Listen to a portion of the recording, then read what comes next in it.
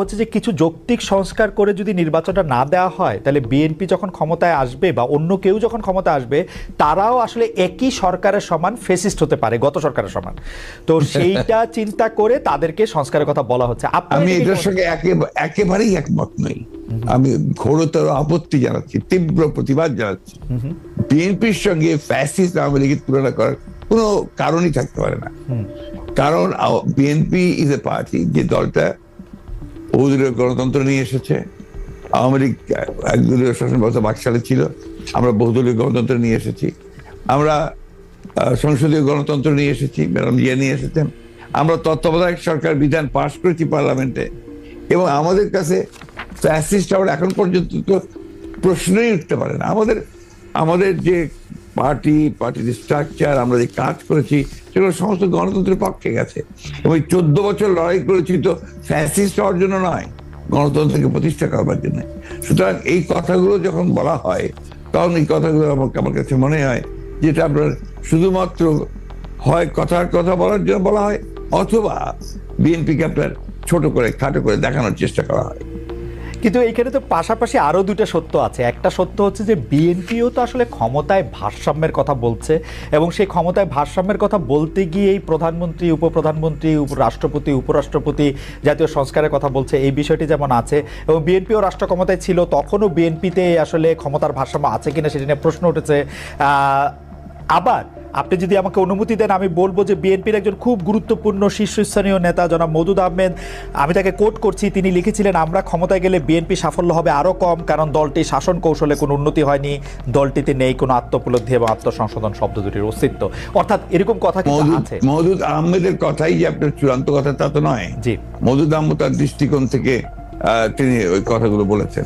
আমি তো মনে করি যে কথাগুলো সঠিক নয়। বিএনপি একটা পার্টি, যে পার্টিটা আপনাকে গণতন্ত্রকে রিইন্ট্রোডিউস করেছে, মাল্টি পার্টি সিস্টেম ইন্ট্রোডিউস করেছে, যেটা আগে আমি বললাম, আর রিপিট করতে চাই না। তো বিএনপিকে ওই দলের সঙ্গে বা ফেডারেলের সঙ্গে তুলনা করাটাকে আমি মনে করি এটা একটা সঠিক তো নয়। আমি মনে করি এটা একটা উদ্দেশ্য প্রণোদিত।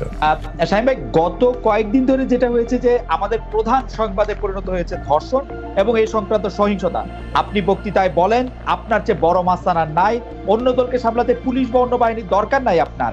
আপনি তো একা নন, নিশ্চয়ই বাংলাদেশের সবগুলি জায়গায় আপনার মতো এরকম, আমি যদি মাস্তান শব্দটি ব্যবহার নাও করি, এরকম রয়েছে। তারপরও এই ধর্ষণ এবং এই সংক্রান্ত সহিংসতা কেন হচ্ছে? আমি না থাকলে দেশে কিচ্ছু হবে না, কিচ্ছু হবে না। খালেদ ভাই, হয়তো আপনার কাছে একসময় মনে হবে, আরে শাহীন ভাইয়ের সাথে কথা বলছিলাম, লোকটা ভালো ছিল কিংবা খারাপ ছিল, একটা কমেন্টস করবেন। বাট ফর দিস কান্ট্রি আমার মনে হয় যে আমরা শেখ হাসিনাকে দরকার, এবং দরকার আমাদের আগামী প্রজন্মের জন্য, আপনার আমার সন্তানের জন্য। বঙ্গবন্ধুকে হারিয়ে আমরা অনেক পিছিয়ে গেছি, এখন ওনাকে দরকার। আমি বলতে চাচ্ছি যে একজন সাধারণ মানুষ হিসাবে, একজন কন্যার বাবা হিসাবে, একজন মায়ের সন্তান হিসাবে, একজন স্ত্রীর স্বামী হিসাবে, একজন বোনের ভাই হিসাবে, এবং আমি মনে করি আমি আর আপনার অনুভূতির মধ্যে এখানে কোনো পার্থক্য নাই, যারা আমরা মনুষ্যত্ব নিয়ে চলি। আপনি আপনার জায়গা থেকে মনুষ্যত্ব নিয়ে আজকে এই ব্যাপারে লড়াই করছেন, কথা বলছেন, আমি আমার জায়গা থেকে মনুষ্যত্ব নিয়ে এই জায়গায় লড়াই করছি। আর সেই মনুষ্যত্ব থেকে একজন পুরুষ হিসাবে আমি প্রথমেই ক্ষমা চেয়ে নিচ্ছি সারা পৃথিবীতে, এবং বিশেষ করে বাংলাদেশে যারা ধর্ষিত হয়েছেন এই পুরুষ সমাজ দ্বারা এবং নিগৃহীত হয়েছেন। আমি সেই সকল মানুষের কাছে, পুরুষ সমাজের হয়ে আমি তাদের কাছে বিনীতভাবে ক্ষমা চেয়ে নিচ্ছি। যে যাদের উপরে ঘটছে, তাদের যে আত্মচিৎকার, তাদের যে মানে মনের ভিতরে ক্ষোভ, তাদের যে সম্ভ্রমহানি, যে কতটুকু নির্দয়ভাবে তাদেরকে ধর্ষিত হতে হয়, যার কারণে অধিকাংশ ধর্ষিতাই কিন্তু শেষ পর্যন্ত নিজের জীবনটাকেই ছেড়ে দিতে হয়, এবং অনেকেই শুধু ধর্ষিত তো দূরের কথা, ইভটিজিং এর কারণেও কিন্তু পৃথিবীতে বহু মানুষকে, এবং বাংলাদেশেও আমরা দেখেছি অনেকে কিন্তু আত্মহত্যার পথও বেছে নিতে হয়। আচ্ছা, আরেকটি ব্যাপার, সেটি হচ্ছে আমার আগেকার প্রশ্নের সাথে সম্পর্কিত, যে গণ অভ্যুত্থানের মুখে শেখ হাসিনার দেশ ছেড়ে পলায়ন, আওয়ামী লীগের নিষ্ক্রিয়তা, এক ধরনের মানে আওয়ামী লীগ দেশের রাজনৈতিক প্রেক্ষাপট থেকে বাদ হয়ে গেছে, কেউ কেউ আমাদের মিডিয়ার ভাষায় কেউ কেউ বলছেন যে একটা -1 হয়ে গেছে। অন্তর্বর্তী সরকারকে নিয়ে কোনো -2 সংখ্যা কি আছে? কেন এই প্রশ্নটি উঠছে সেটিও আমি বলি, যেটা কিছুটা আপনি আগেই প্রশ্ন করেছেন যে আওয়ামী লীগ আমলে কিন্তু আমরা দেখেছিলাম যে বেগম খালেদা জিয়ার চিকিৎসার জন্য বারবার বলা হচ্ছিল, কিন্তু 3.5 মাস পরেও বেগম জিয়া এখনও দেশে আছেন, তারেক রহমান সাহেব এখনও দেশে ফিরেন নাই। তো এইটার ক্ষেত্রে কি -2 কোনো আশঙ্কা আপনাদের মধ্যে রয়েছে কিনা অন্তর্বর্তী সরকারকে নিয়ে? এই -2 তো এসেছিল আপনার 111-এ, এখন আপনার এই -2 কোনো সমস্যা নেই।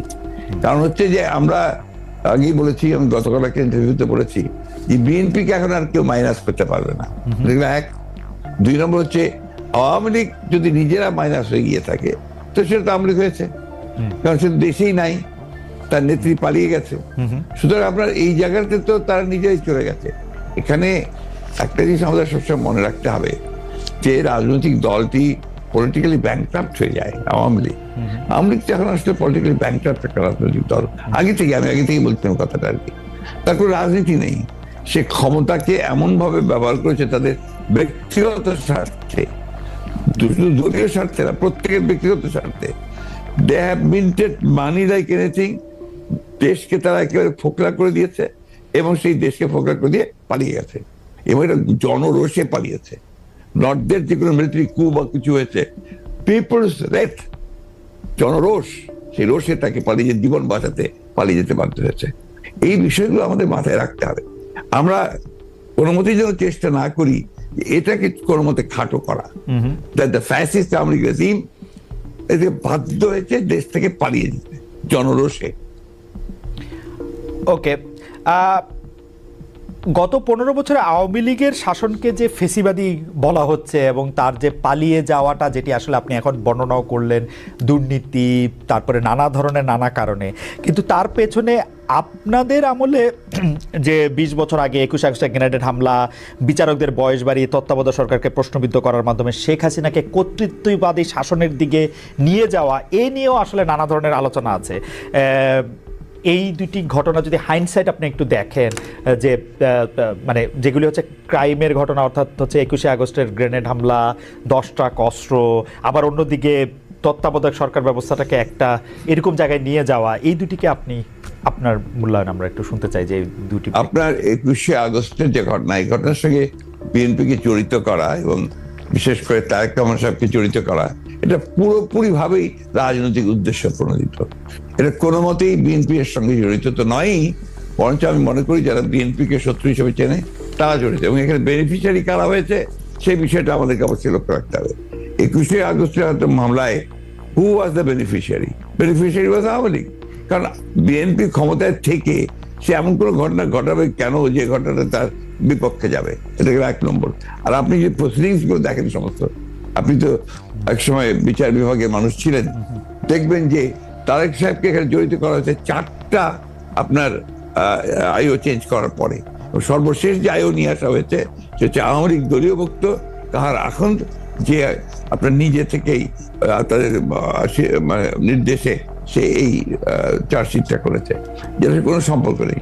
অন্যদিকে যে আপনার মূল আসামি ছিল, ভদ্রলোকের নাম আমি বলে যাচ্ছি, মৌলানা মুফতি মোহাম্মদ, তিনি তাকে দিয়ে 164 দিন তাকে টর্চার করে তাকে দিয়ে একটা আপনার স্টেটমেন্ট করিয়ে নিয়েছিল। পরে দেখা গেছে যে উনি নিজেই সেটাকে আবার ভোগ করেছেন, বলেছেন যে এটা আমার কাছে আমাকে টর্চার করে নেওয়া হয়েছে। এবং দেখেন কিভাবে কি মারাত্মক ঘটনা, কোথায় চলে গিয়েছিল সবকিছু। এবং he was hanged before the trial was complete. তো যে প্রধান আসামি তাকে আপনি আগেই অন্য একটা মামলাতে জুড়িয়ে দিলেন যাতে আসল সত্যটা বেরিয়ে নিয়ে আসে। তো এই কথাগুলো কিন্তু কেউ আপনার ইনভেস্টিগেটিভ জার্নালিজম করে না, যার ফলে এই বিষয়গুলো আসে। আপনারা পলিটিক্যাল এই জিনিসটাকে নিয়ে চেষ্টা করেন, ওটা দিয়ে why did you try to go deep into it? আমি বলি, শেষ করি প্লিজ। জি প্লিজ, ইনভেস্টিগেটিভ জার্নালিজমটা সিরিয়াসলি করেন এবং এটাকে ফাইন্ড আউট করেন যেটা আসলে ব্যাপারটা কি ছিল। সেটা করছেন না, করছেন যে বিএনপি কিন্তু সব করার জন্য করছেন। এটাকে আমি মনে করি এটা এক ধরনের রাজনৈতিক উদ্দেশ্য প্রণোদিত। ওকে।